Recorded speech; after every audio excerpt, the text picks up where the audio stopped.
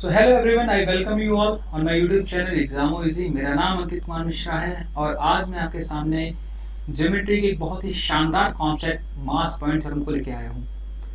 मास point theorem एक बहुत ही शानदार कॉन्सेप्ट है जिसको ज्योमेट्री के बहुत ही अच्छे क्वेश्चंस को बहुत ही आसान और बहुत ही जल्दी सॉल्व करने के लिए यूज किया जाता है।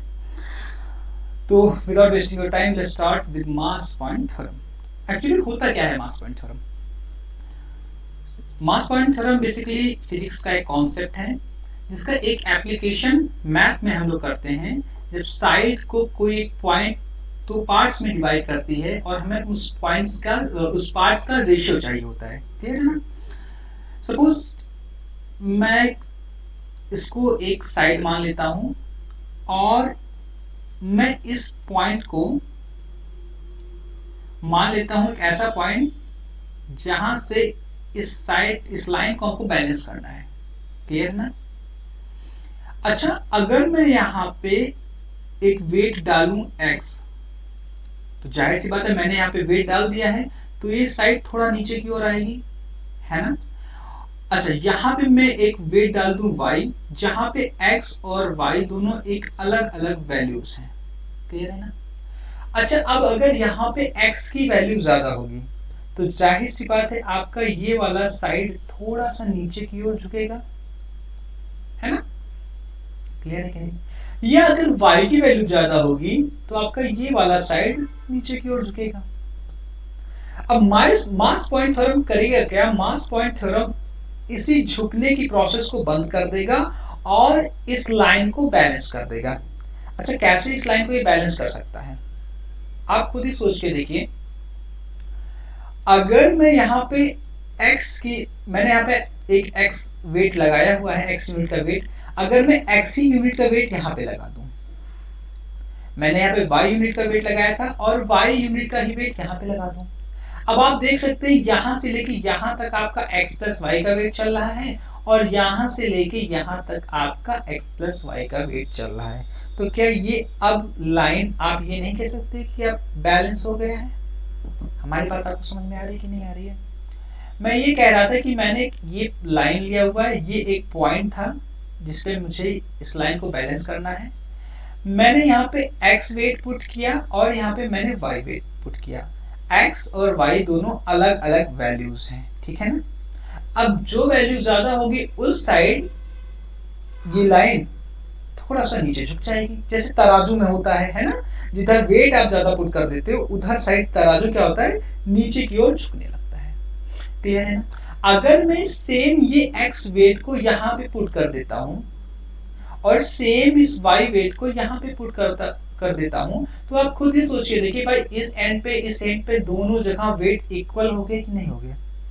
और मैं इस पॉइंट जहां पे आपको बैलेंस करना है वहां पे resultant weight x plus y बता सकता हूं। ये सिंपल सा इतना ही मास पॉइंट थ्योरम है, ठीक है?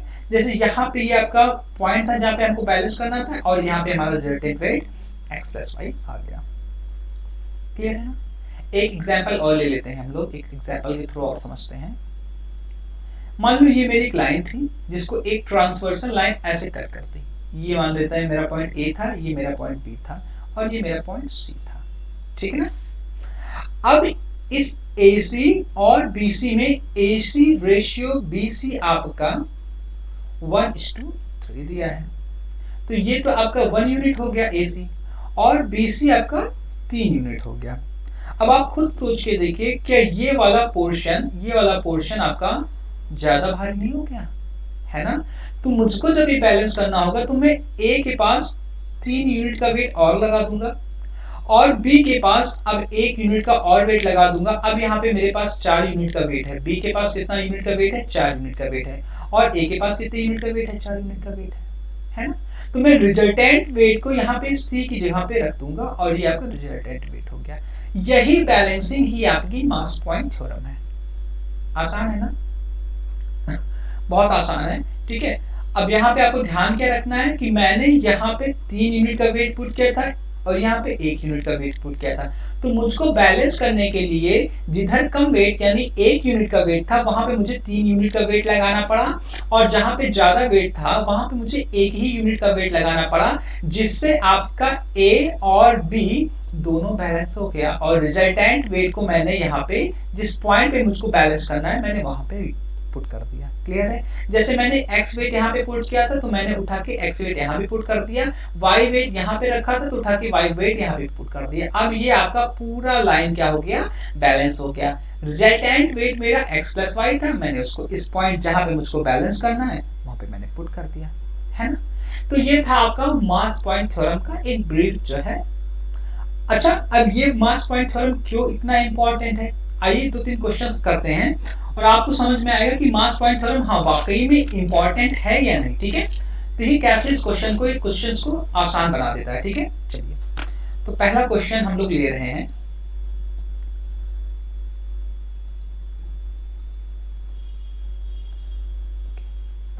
हमारे पास एक ट्रायंगल है,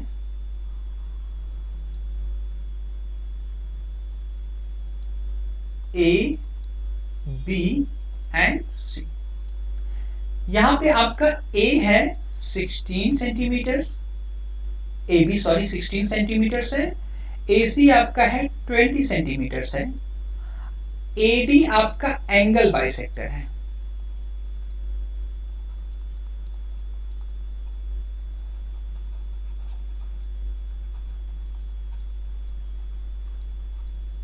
ओके, और बीई आपकी कोई रैंडम सी लाइन है जो कि एडी को एफ पे कट करती है। क्लियर है ना?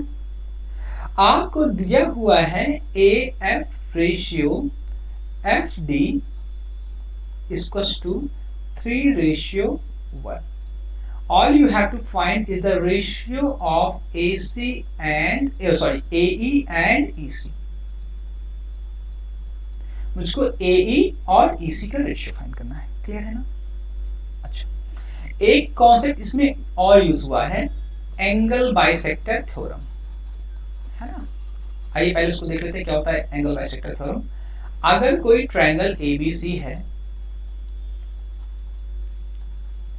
और उस ट्रायंगल में AD एक एंगल बाइसेक्टर है, तो जो BD और CD का रेशियो होगा वो रेशियो होगा आपके AB और AC के रेशियो के बराबर, यानी AB अपॉन AC का जो रेशियो निकल के आ रहा है वही रेशियो होगा आपका BD और CD का।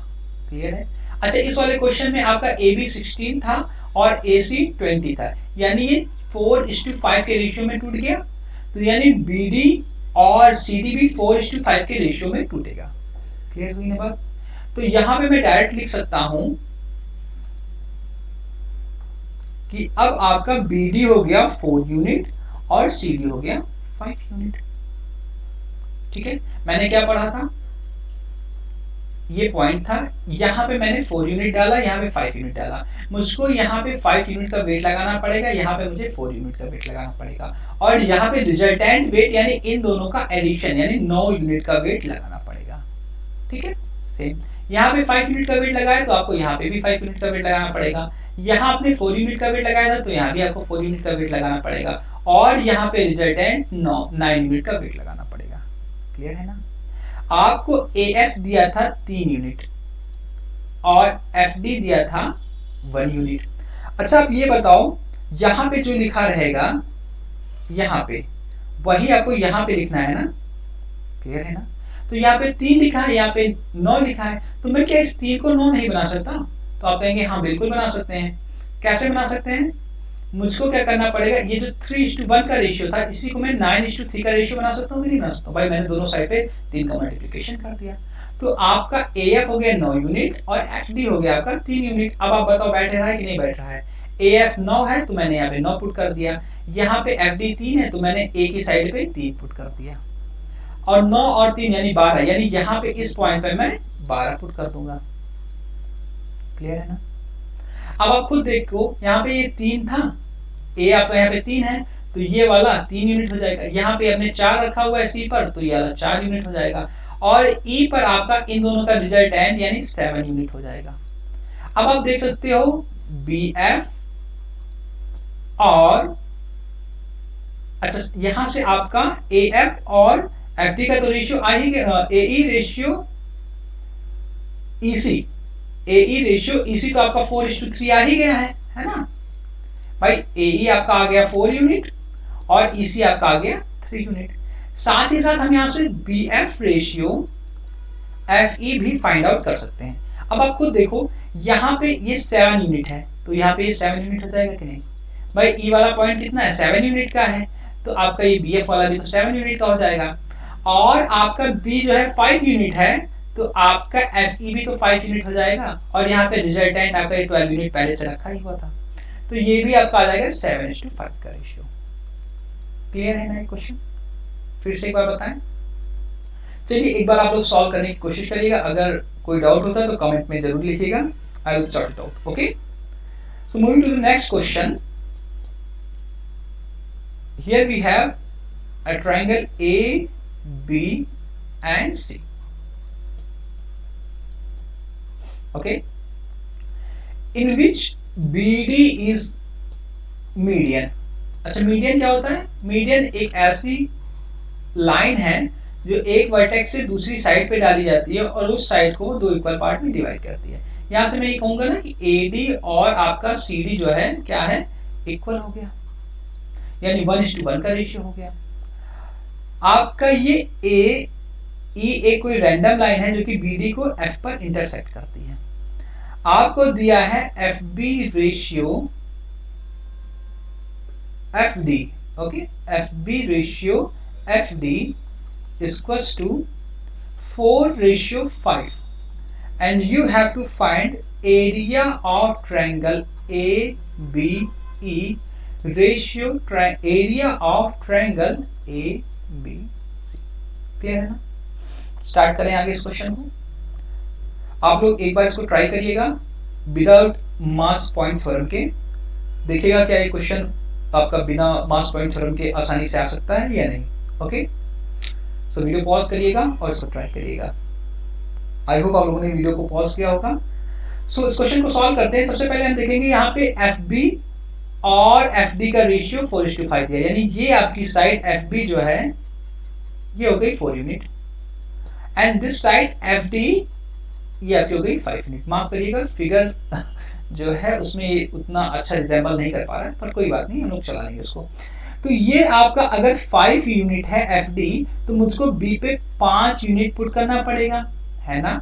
यही तो भी हम लोगों ने मास पॉइंट थ्योरम में पढ़ा। BF पे आपका 4 यूनिट है तो मुझे D पर 4 यूनिट पुट करना पड़ेगा ना। और ये जो आपका इंटरसेक्शन पॉइंट F है यहाँ पे आपका 4 + 5 यानी आपका 9 यूनिट का रिजल्टेंट वेट पुट हो जाएगा। क्या यहाँ तो कोई दिक्कत है? फाइन, ओके, यहाँ तो कोई प्रॉब्लम नहीं है। अच्छा अब आप खुद बताओ, आपका AD जो है और CD ये आपका इक्वल है। मैं यहाँ पे D पे 4 मैंने लिख दिया है तो 4 क्या होगा, वो आपका AD और CD के रेशियो का सम ही तो होगा। भाई यहाँ पे अगर 2 लिखा होता, यहाँ पे 2 लिखा होता तभी तो आप यहाँ पे रिजल्टेंट वेट 4 लगाते, है ना? क्लियर है ना?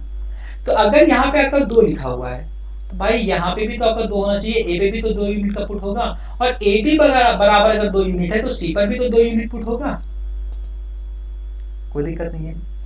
अब आ जाते हैं हम लोग यहाँ पे BC साइड पे।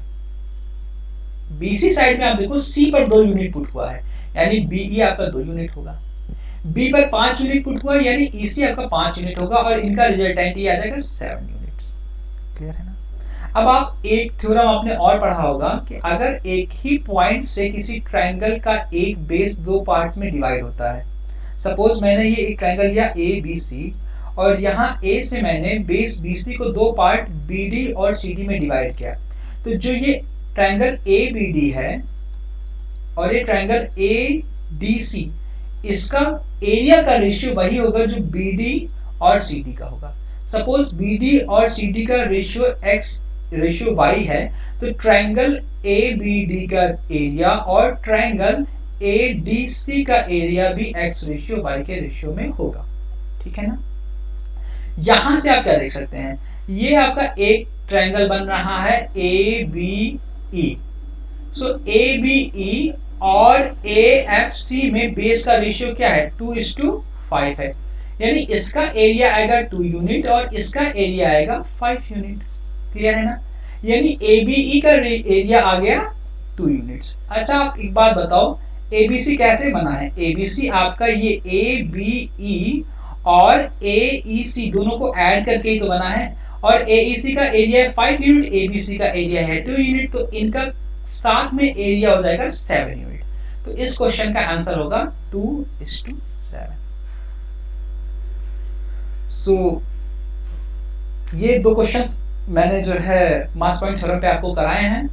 आई होप आपको वीडियो अच्छी लगी होगी और आपको सारे क्वेश्चंस अच्छे से समझ में आए होंगे। अगर कोई डाउट रहता है तो आप प्लीज उसको कमेंट सेक्शन में पिन करिएगा। I will try to sort it out. Okay, so thank you for watching, keep supporting, bye bye.